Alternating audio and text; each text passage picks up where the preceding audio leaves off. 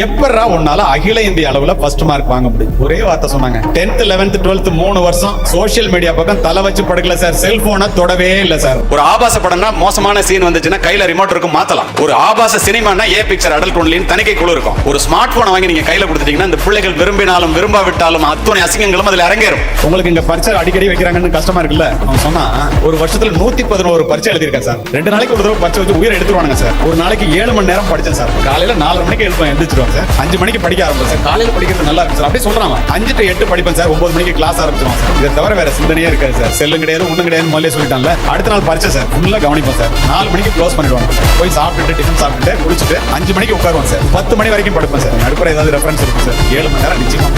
நீங்களாம் படிக்கிறீங்களா? யோசிச்சு பாருங்க. நம்ம படிக்க மாட்டோம் ஆனா ஜெயிக்கணும். எப்படி எங்க தோக்குறோம் ஏன் தோக்குறோம் தெரியுதா? செல்போன் என்பது ஒரு வரம். அது ஒழுங்காக உபயோகப்படுத்தினார். செல்போன் என்பது ஒரு சாபம். அதை முறை தவறி உபயோகப்படுத்தினார். வெற்றி பெறுவதில் மட்டும்தான் மகிழ்ச்சி என்று சொல்லாமல் மகிழ்ச்சியாக இருப்பதுதான் வெற்றி என்று பிள்ளைகளுக்கு சொல்லித் தாருங்கள். மகிழ்ச்சி உள்ள பிள்ளையிடம் தன்னால் நல்லது வந்தே சேரும். பெற்றுக்கொள்வதில் மட்டும்தான் மகிழ்ச்சி என்று சொல்லாமல் விட்டுக் கொடுப்பதிலும் மகிழ்ச்சி இருக்கிறது என்று சொல்லித் தாருங்கள். விட்டுக் கொடுப்பவர்கள் கெட்டு போனதில்லை, கெட்டு போனவர்கள் விட்டுக் கொடுத்ததில்லை. அவமானங்கள் இல்லாமல் வெகுமானங்கள் இல்லை என்று பிள்ளைகளுக்கு சொல்லித் தாருங்கள். தன்னை அவமதித்தவனை தாமும் அவமதிக்க நினைப்பது அகங்காரம். நம்முடைய வாழ்க்கையை நாம் உயர்த்திக் கொள்வதன் மூலமாக நம்மை வாழ விடாதவர் வந்து நம் வாசலில் வணங்கிட செய்து விடும் என்று உழைப்பின் மூலமாக உயர்ந்தோமே. ஆனால் அத்தனை பேர் வந்து காலில் விடுவான். நல்ல கவலைப்படாதீங்க. முதல்ல ஏன் கவலைப்படுறீங்க? வந்த துன்பம் எதுவென்றாலும் வாடி நின்றால் ஓடுவதில்லை. எதையும் தாங்கும் இதயம் இருந்தால் கடைசி வரைக்கும் அமைதி நிலைக்கும் பிள்ளைங்களுக்கு சொல்லித்தாங்க.